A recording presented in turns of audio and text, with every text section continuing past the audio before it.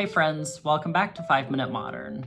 My name is Cindy and today we're exploring the otherworldly assemblages of Betye Saar. Saar was born in 1926 in Los Angeles and grew up in a middle-class family in Pasadena. As a child, she regularly visited her paternal grandmother's home near Watts, where she had the opportunity to see a strange construction project decades in the making. From 1921 to 1954, Italian immigrant Simon Rodia worked on Watts Towers, a monumental folk art project composed of steel rebar, cement, and a mix of tiles and other objects salvaged from his surroundings. By the time of its completion, Watts Towers became a cultural landmark for the city and a source of inspiration for Saar. In her telling, Watts Towers was a sort of shrine to the everyday, and a showcase of the ability to make something out of nothing. Similarly, in 1967, Saar encountered the work of Joseph Cornell at the Pasadena Museum of Art. We've covered Cornell's unique assemblage works before on this channel, and the almost mystical effect that they hold.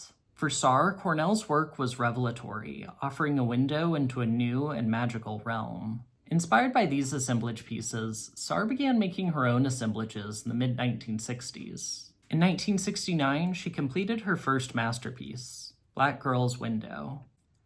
It's a rich and symbolically complex work worthy of some extended consideration. Each image had its own precise symbolism for Saar. The gilt-framed daguerreotype, for example, represents Saar's Irish grandmother, while the two black children beside her represent Saar's parents. Unlike most assemblage artists who solely work with appropriated imagery, Saar includes her own drawings and paintings alongside found images. Saar found the image of the two black children in a greeting card, but the lion below them is Saar's own drawing, inspired by the lion motif she encountered in Florence, and symbolizing both Saar's astrological sign, Leo, and transformation through the lion's consumption of a sunflower. Central to the work is a panel with white and black skeletons, a reference to Saar's father, who died of uremic poisoning when she was 5 years old. As a black man, he wasn't allowed in a nearby hospital and had to travel farther for treatment, which contributed to his death. At the bottom of the work is a silhouette of a black girl, painted by Saar with collaged eyes and palmist symbols painted on her hands. For Saar, this was a self-portrait, painted at a time when the artist was grappling with the personal strain of a divorce alongside the wider political battle for equal rights for people of color. The palmistry symbols painted into her hands represent her own fate.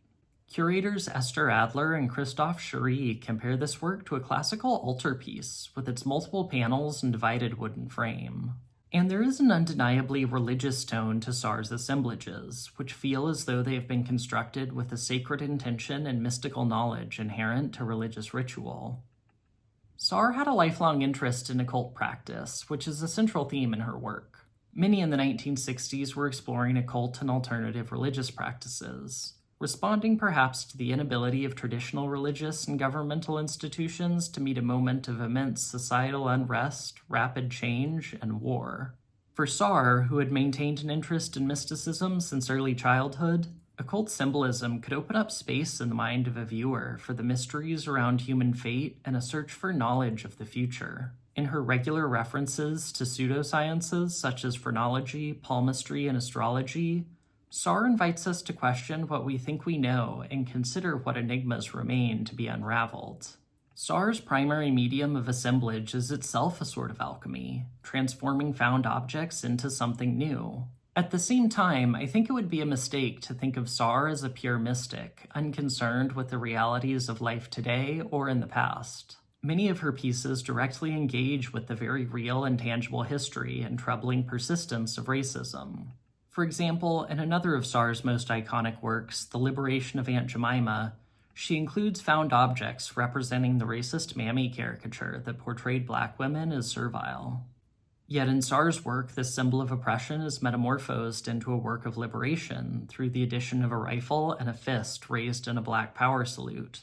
In the words of critic Jasmine Weber, Saar returns autonomy to figures like Aunt Jemima. What is real, and racism is undeniably a real force in history and in the present, is fully acknowledged and reckoned with in Saar's artistic practice. But there is also a reckoning with those intangible possibilities that surpass our present understanding. And for Saar, there is no disconnect in her artworks between our real world and the mystical, intangible one. nor even between the past and present. Saar noted that her work is homogeneous. She's unable to separate different aspects of it, saying, "It's all together, and it's just my work." Saar is currently 99 years old and is still practicing. An exhibition of her costume work opens on May 30th of this year at Roberts Projects Gallery in Los Angeles. Thanks so much for watching this one. I hope you all find Betye Saar's work as interesting as I do. As always, I hope you enjoyed the video and I hope you learned something new. Please remember to like and subscribe, and I'll see you in the next one. Bye.